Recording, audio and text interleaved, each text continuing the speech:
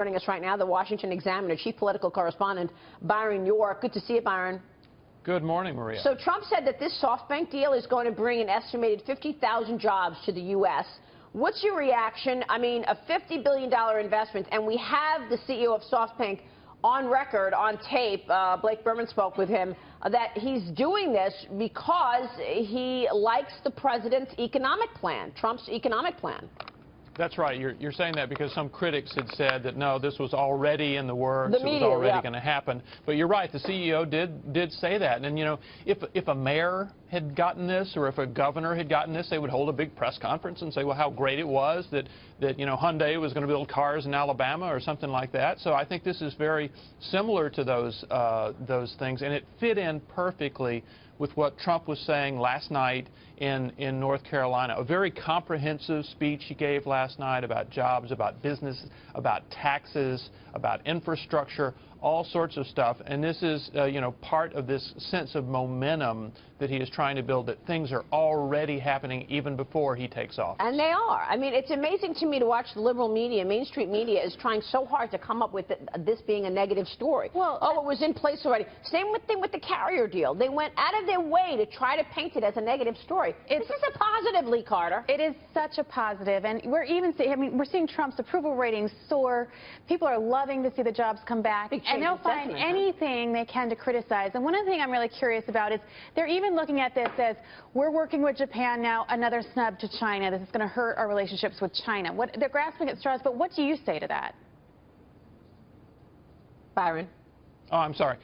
You know, you're seeing just immense public approval for what Trump is doing. We had a Politico poll yesterday that showed, I think, 74% of people supported what he did with Carrier. They liked it. They want to see more of it.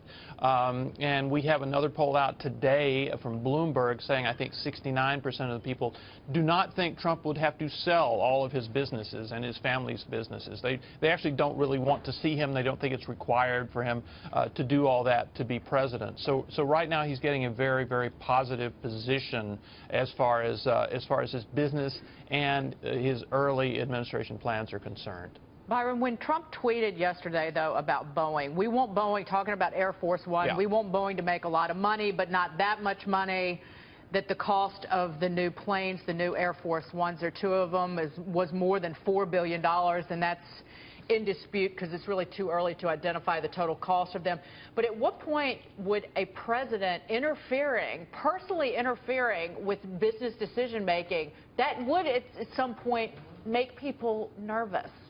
Yeah, and I don't think you would have seen this had you not had a CEO now become president and feel like he could kind of say this stuff about another business. I was a little surprised that he did that, especially, you're right, because the Air Force One thing is in such the early stages of development. But remember, there was a big cost overrun problem with the Marine One fleet, the fleet of helicopters that takes the president around, mostly here in the Washington area.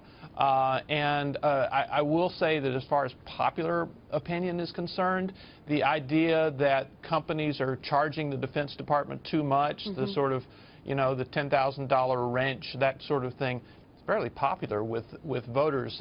So I can understand concerns about a president seeming to target an individual business for some sort of harassment or criticism. On the other hand, the idea of protecting the taxpayers is probably going to be positive for Trump.